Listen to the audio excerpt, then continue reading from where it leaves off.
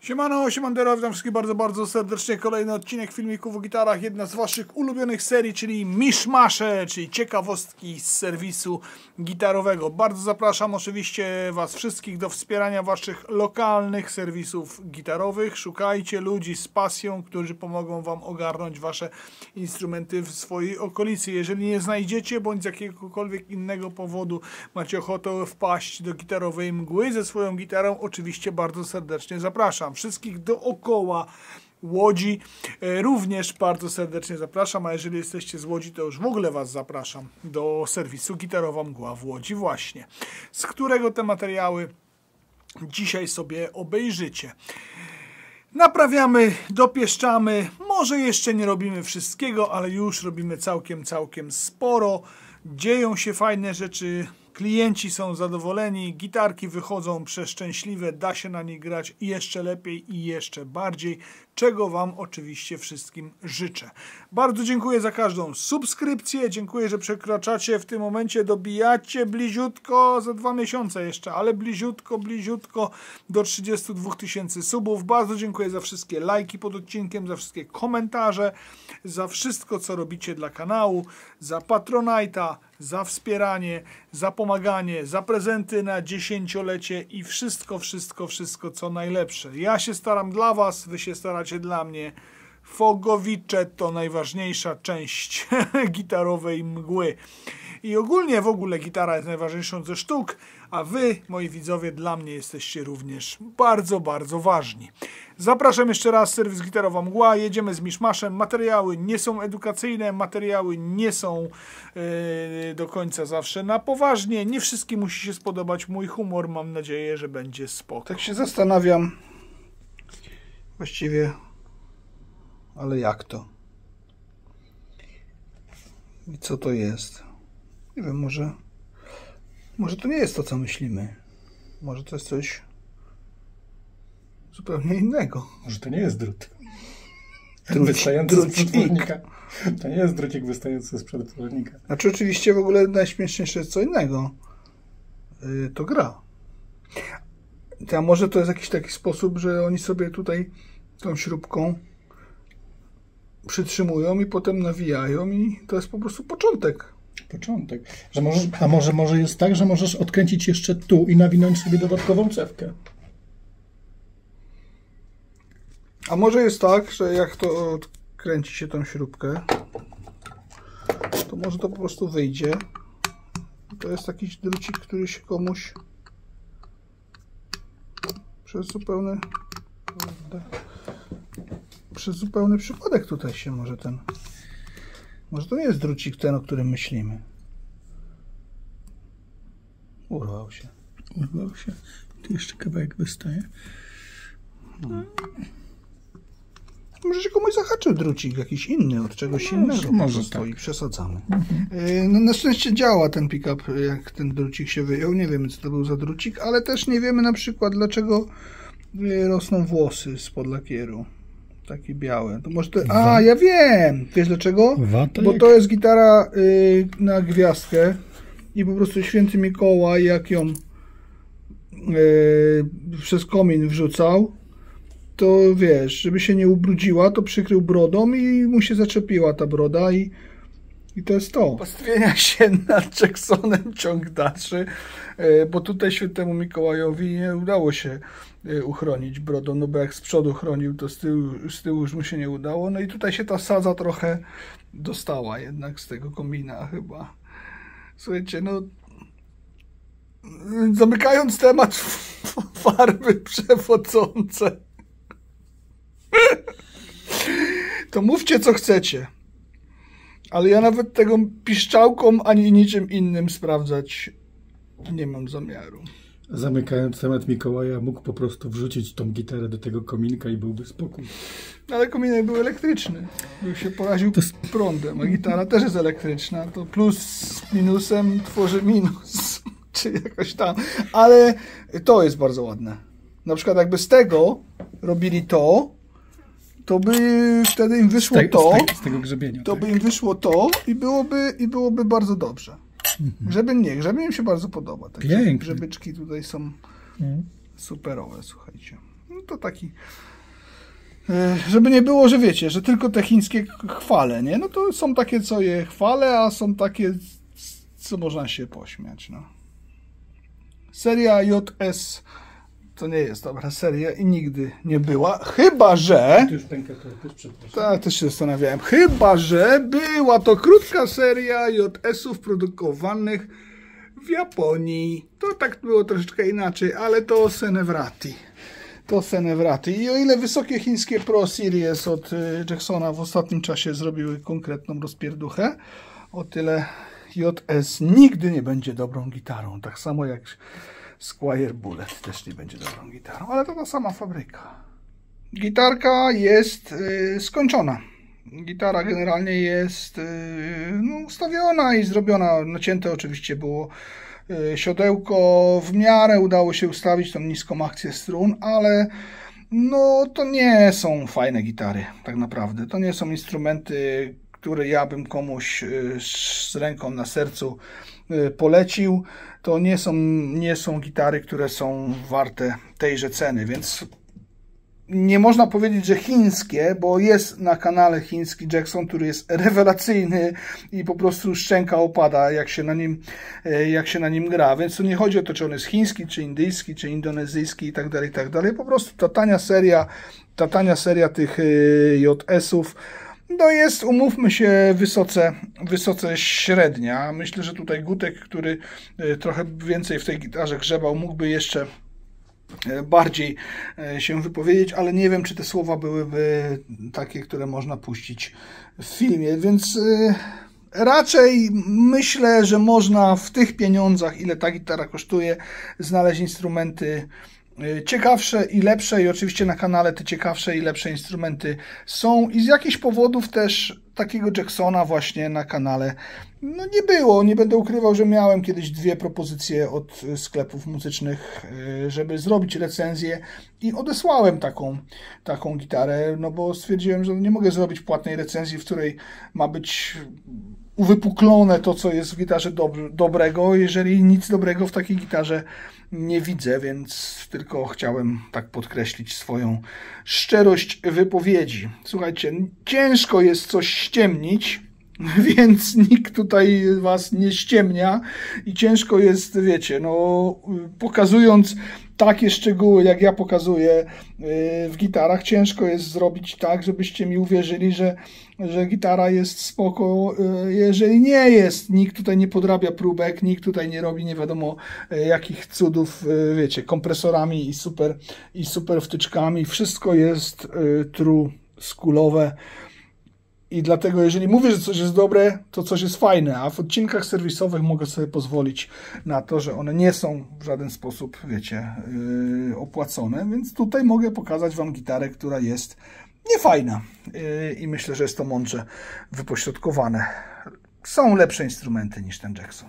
Jak zwykle oczywiście dziękuję wszystkim tym, którzy wspierają mnie poprzez Patronite'a. Jesteście niezmierną siłą dla tego kanału i tak naprawdę pewnie bez was to wszystko, co tutaj się dzieje dookoła, by się nigdy nie stało w takiej formie. No i zmieniliście filmiki o gitarach w moją pracę. W tym momencie utrzymujecie to miejsce w całości. Jestem za to mega, mega wdzięczny. Jesteście trampoliną, jeżeli chodzi o ten kanał. Absolutny sztos. Jak zwykle co miesiąc zabawa patronite'owa. W zabawie patronite'owej jest taka oto śmieszna gitarka Harley Benton jako nagroda numer 1, a nagrodą numer 2 jest taki zestaw marszałowski z jackami. To jest generalnie takie na klucze do powieszenia w domu, żeby sobie klucze wisiały i żebyście nigdy tych kluczy nie zgubili. Więc są dwie nagrody, bo była zamułka. Jeżeli chodzi o wszystkie zaległe wysyłki, nie bójcie się. Wszystko jest na listach, wszystko zostanie wysłane. Po prostu czekam na odpowiedni moment, żeby zacząć to robić. W końcu ten moment nastąpi. Bardzo wam dziękuję za wszystko, co dla kanału robicie i bardzo wam dziękuję za cierpliwość. Nic nikomu nie zginie. Nigdy nie zginęło i nigdy nie zginie. Dziękuję jeszcze raz. Trzymajcie się.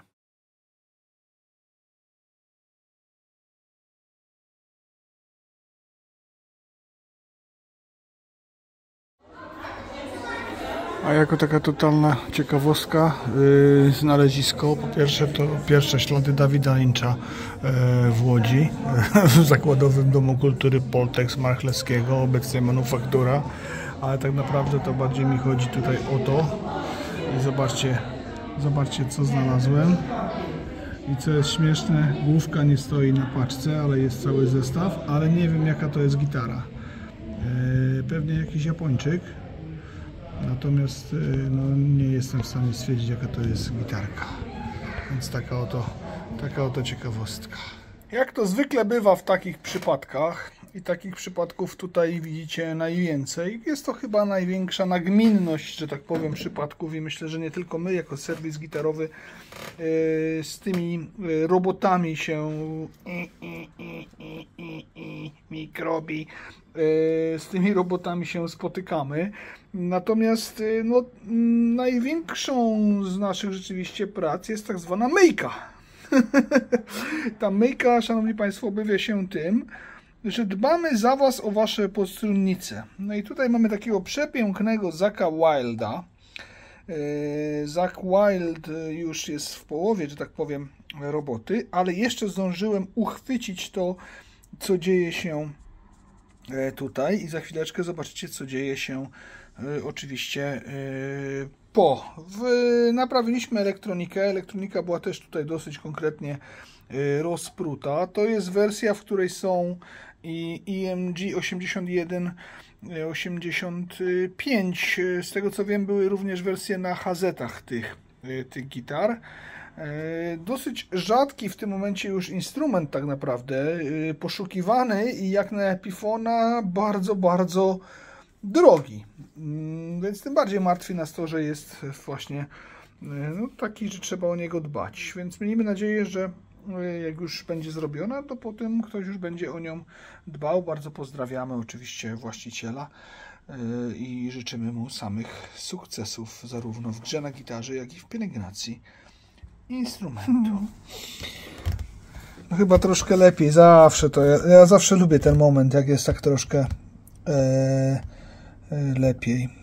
Chyba jest jednak ładniej, ale nie użyliśmy nożyka, więc tak naprawdę zawsze jakieś takie, widzicie, ślady gdzieś tam na drewnie zostaną. Do takiej rzeczy właśnie należałoby użyć już delikatnego takiego skrobaczka, nożyka, więc no, słońce inaczej pracowało w jednych miejscach, inaczej w drugich i to drewno się potrafi w ten sposób właśnie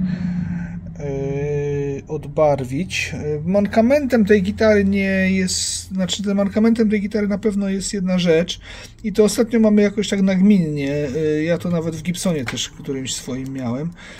Jest to taka rzecz, że tutaj standardowo no my lubimy nawijać 1 NAT, 2, 2, 2,5, 3, 3,5, 3,5 do 4 od E6 licząc w sensie, że pod. Nie wiem, czy ktoś zrozumiał to, co ja miałem do powiedzenia, taki mój skrót myślowy.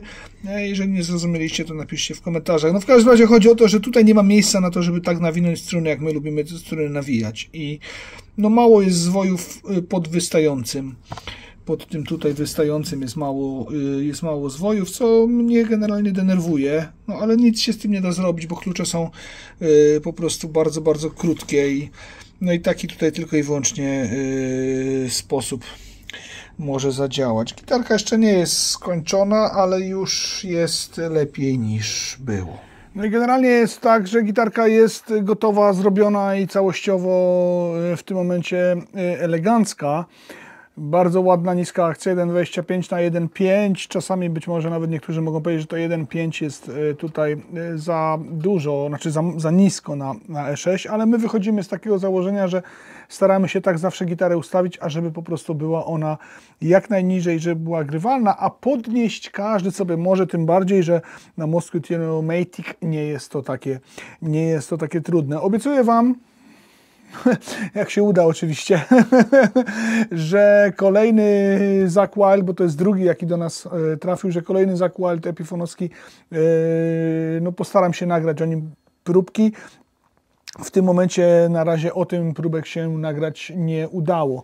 Jest to oczywiście epifonowska wersja słynnego Holy Graila Bullseye, którego używał Zakk Wylde Gibsona, który podobno teraz już tylko i wyłącznie siedzi w studio nagraniowym. No i jest to taka tańsza wersja. Ta gitara w tym momencie osiąga horrendalne ceny na różnego rodzaju portalach na całym świecie.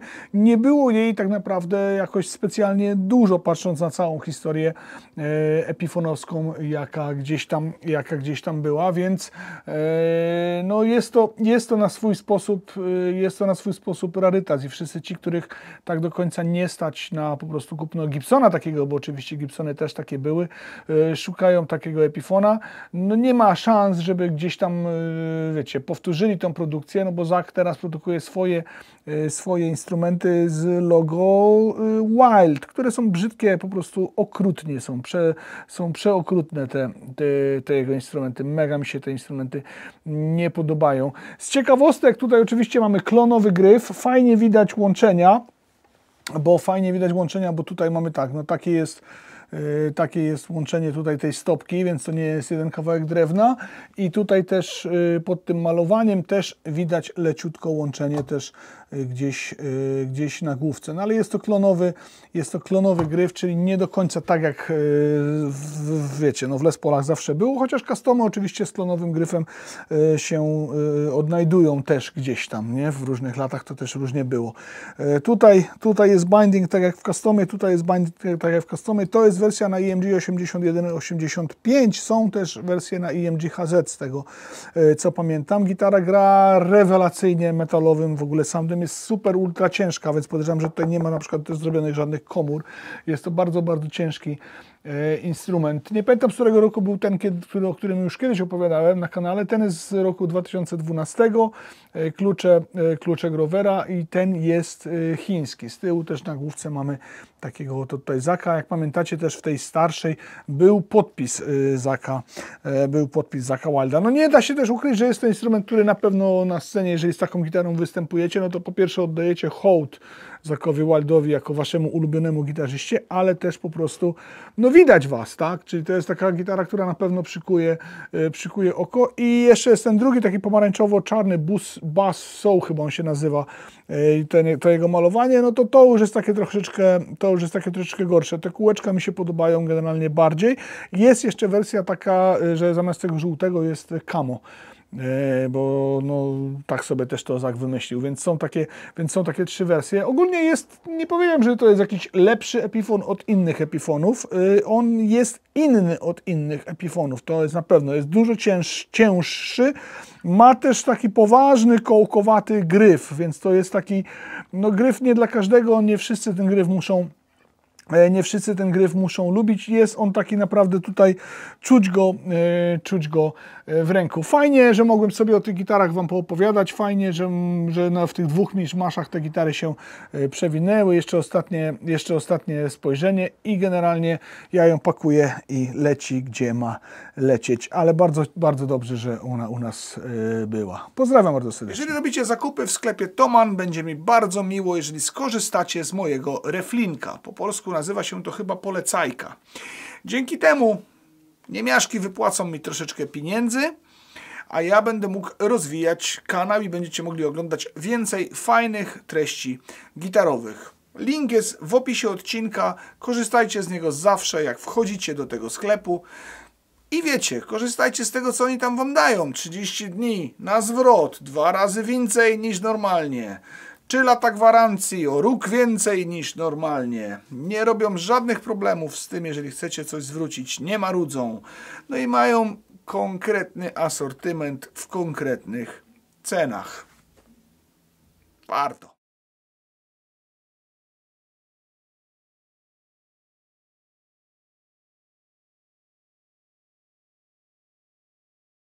Mówiłem w odcinku tym no, z Vermilionem i z tym Dragonem właśnie, no to kilka tych gitar się nam tutaj trafiło. One się troszeczkę od siebie różnią różnymi tam szczególikami, a to malowaniem gryfu z tyłu, a to nie malowaniem gryfu z tyłu, na mat, na połysk. Czasami się różnią też drewnem użytym na podstrunicy.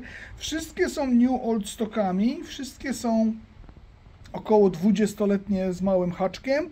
No i nad wszystkimi, z racji na to, jak były przechowywane, tak jak mówiłem zresztą też w tamtym odcinku, na który zapraszam, no trzeba było troszeczkę popracować, więc w tej gitarze na przykład były wklejane i dociskane progi, no i mamy nadzieję, że obejdzie się bez szlifu. Na razie jest tak, że no wygląda na to, że one są równe. Zobaczymy, jak założymy struny, zobaczymy, jak sobie ta gitara postoi przez chwilę gdzieś tam, poczeka na to, jak się poukłada i wtedy będziemy mogli też sprecyzować naszą wiedzę na ich temat, ale są naprawialne. No niestety, jak mówię, no złe przechowywanie instrumentu spowodowało to, że było licho, ale są one naprawialne. Tutaj do tej też założę sobie takie struny Blacksmith właśnie. No ta jest niebieska, więc jest troszeczkę mniej kontrowersyjna niż ta, którą sobie zostawiłem w tym takim kraklu, czy w czymkolwiek innym. No słuchajcie, no fajne gitary to są, nie? Dlaczego nie? No. Jeżeli już o tym maratonie mowa, to tu jest taka ciekawostka, na przykład pod pick-upami. Kabelek od masy, który tam idzie sobie do potencjometru, gdzieś tam do komory, jest tak odizolowany na środeczku. Na tym środeczku jest zalany czymś do jakiegoś czegoś, co miało być niby ekranem. Tak samo jest tutaj pod tymi pick-upami, już nie będę, uwierzcie mi na słowo. Tutaj solidny kabel, 20-letnia gitara, słuchajcie. Kabel się nawet na sekundkę nie utlenił, na milimetr nawet się nie utlenił, więc to też fajny propsik i też porządny kawałek kabelka. No generalnie powiem wam, że dorwałem trochę takich starych maratonów właśnie, new old stocków. Będą się one gdzieś tam przewijały, głównie konkursowo o nich myślę. Są przepiękne. Takiej gitary, no multipla wśród gitar. Zrobię o tym oczywiście również odcinek. Tak wygląda 20-letnia, nigdy nie ruszana podstrunnica w takim maratonie. Zaraz zobaczymy, ile olejku będzie piła i jak to będzie wyglądało, ale powiem wam, że nie wygląda źle. Widzieliśmy tutaj dużo gorszych rzeczy. No tak jak mówię, to nie jest jedyna, którą posiadamy, chociaż tej już nie posiadamy, bo ona jest Ozzy'ego tak naprawdę. Ozzy sobie tutaj zażyczył grube prace nad tą gitarą, między innymi gotochowskie klucze, między innymi Seymour Duncany SH12 i PRS-owaty Duncan, więc z tego to powstanie konkretna maszyna, ale też tą chciałem pokazać. W tej też troszeczkę były podklejane progi, no we wszystkich niestety jest ten mankament, ale tą chciałem pokazać, bo tam ma zupełnie inną podstrunnicę. Ta ma zupełnie inną podstrunnicę z innego kawałka palisandru i o ile tamte, które już gdzieś mogliście widzieć wcześniej, miały taką podobną, o ciemniejszej barwie, o grubszej strukturze drewna, tak tutaj jest ewidentnie jaśniejsza barwa tejże podstrunnicy. Na tamte mi się podobają trochę bardziej. No zobaczymy, co się z tejże tutaj właśnie wyciągnie. Cieszę się, że te gitary w jakimś tam sensie jednak wam się też trochę spodobały. To też jest całkiem miłe, no bo są to gitary ewidentnie specyficzne, ale patrzcie na przykład na konstrukcję, bo tutaj mamy struny przewlekane przez korpus, a w różnych innych, które tutaj gdzieś tam pokazywaliśmy, na przykład również w tej mojej pomarańczówce, nie są struny przewlekane przez korpus i jest zupełnie inny mostek, więc też nie trzymali się jakichś tam zawsze specjalnych wytycznych i zawsze specjalnie tych samych specyfikacji, jeżeli chodzi o te instrumenty. No, Mensinger jednak poszedł bardziej do przodu niż Maraton i są to inne gitary. Z takich bardzo ultra ciekawostek to jest specjalna lutnicza pineska. Lutnicza pineska jest wyjęta z jednego z tych Maratonów Dragonów i na nią był przyczepiony ekran, który był potem zamalowany. Więc taka oto śmieszna rzecz. Niestety jeden pick-up nam się nie chciał zmieścić i musieliśmy poszerzyć tam otwór, powiększyć, pogłębić właściwie nawet najbardziej, można tak powiedzieć. No i wykopaliśmy taką oto prawdziwą, porządną, lutniczą pineskę. Bardzo zapraszam również do serwisu Gitarowa Mgła w Łodzi, który prowadzę. Dopieszczamy instrumenty na najwyższym możliwym poziomie i nie mieliśmy jeszcze niezadowolonego klienta. W związku z 10-leciem filmików o gitarach wymyśliłem całkiem ciekawą akcję związaną z akcją ZUS. Jak wiecie, w opisie odcinka znajdziecie taki specjalny link do zniżek i programów partnerskich. Współpracuję z kilkoma podmiotami gospodarczymi o wielkiej sile, no i pozałatwiałem Wam na przykład właśnie zniżki, albo kupując w niektórych z tych sklepów pomagacie w rozwoju kanału. Do końca roku w serwisie gitarowym trwa następująca promocja. Jeżeli zakupicie gitarę ze sklepem, z którym współpracuję, jeżeli wyślecie ją do mnie bezpośrednio bądź pośrednio, bądź przyjedziecie z nią, bądź przyjdziecie, jeśli jesteście z Łodzi, to struny do tej gitary będą za free. Dostaniecie je po prostu tutaj od nas, dostaniecie je od nas w prezencie, wybierzecie sobie grubość.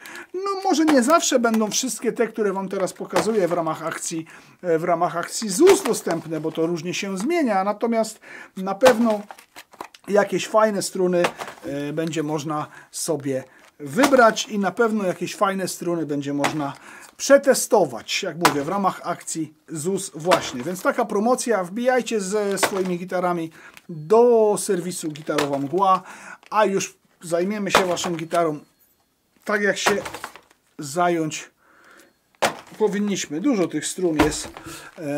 Jeszcze dużo jest tych strun. Bardzo dużo strun. Słuchajcie, tyle osób to tutaj jeszcze nigdy nie było, nie? Przegląd młodej gwardii, młodej gwardii w średnim wieku polskiego metalu zawitał. Wszystkie pokolenia są generalnie. Proszę bardzo. Starzy, młodzi, ci co już zeszli ze sceny, ci co jeszcze nie zdążyli wejść na scenę, wszystko jest. Bardzo mi jest miło. Jakbyście nie poznawali, to jest zespół Motorhead i zespół Danzig. Nie? Postanowiłem w ramach akcji ZUS do mojego Les Paula Studio czarnego z lat 90. założyć niemieckie, nowe na polskim rynku struny Richter. Richter po polsku.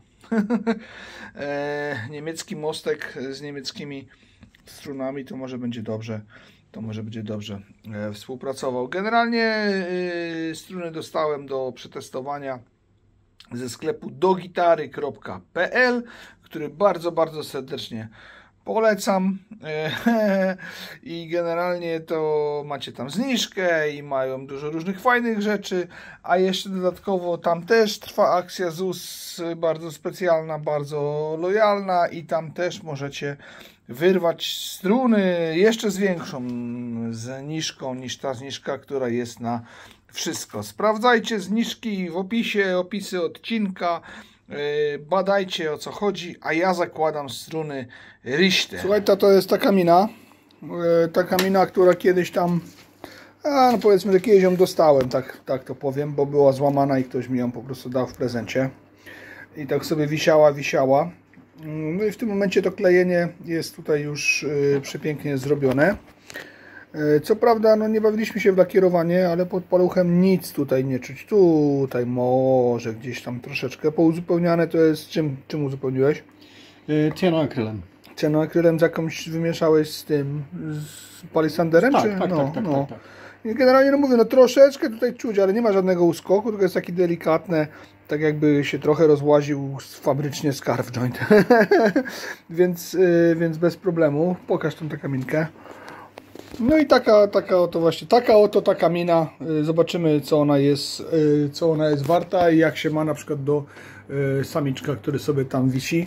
I jak będzie lepsza od samiczka, to samiczka wystawię i sprzedam, bo właściwie dwie gitary elektroakustyczne są mi niepotrzebne, a jak będzie gorsza od samiczka, to wystawię tą, więc to tak, nie? Choć samiczkę bardzo lubię, więc to nie tak, że jakaś jest tam zła, ale czas na zmiany być może i zobaczymy, co ta taka mina sobą reprezentuje. Natomiast eksperymentalnie również zakładam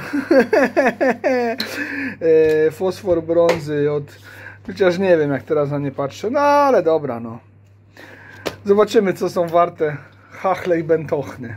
Na decyzji zamiast Harley Bentonów do obu gitar Martina set 10. Dwa takie same sety, więc Harley Bentony gdzieś tam zostaną sobie na później.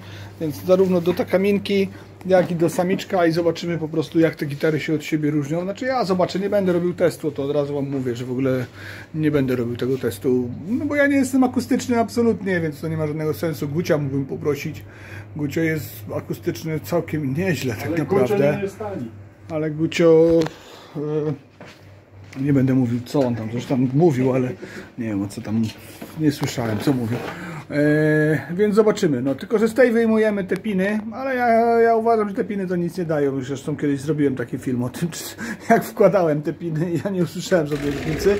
No ale Gutek mówi, weź sobie, przełóż sobie te metalowe tutaj, nie? Więc, plus 4 do prestiżu. Plus 4 do prestiżu, więc na szybciutko tutaj te dwie gitarki elektroakustyki.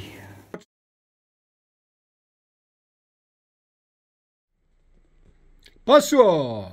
Mamy takie nowe, fajne urządzenie do zakrywania podstrunicy, ale na razie nie pokazuję jakiej firmy, bo czekam na potwierdzenie, czy są zainteresowani współpracą. Jak nie są, to zakleję logo i do widzenia, ale generalnie wolałbym pokazać, bo jest fajne.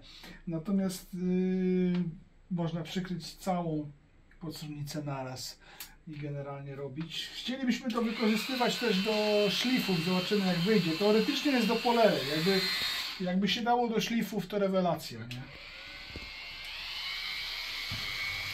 Kocurusa Kudłatusa bardzo pozdrawiam.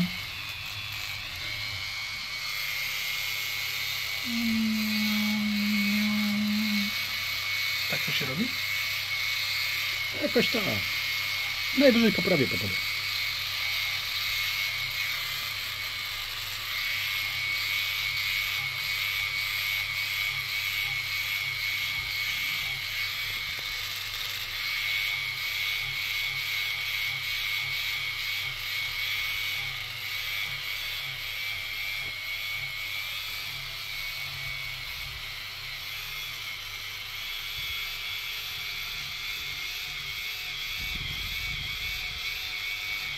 No fajnie jest, bo jest trochę szybciej niż jakby się robiło tym. Także trzeba każdą blaszkę przykładać. No, nie no, robi to chyba dużo i fajna rzecz tak naprawdę. Nie no, bardzo dobry zakup. Ktoś miał dobry pomysł z tym. Jakby się jeszcze dało robić tym szlify progów, to już w ogóle bez oklejania taśmą odskoczy się wszystko. Spróbujemy zrobić jakiś szlif.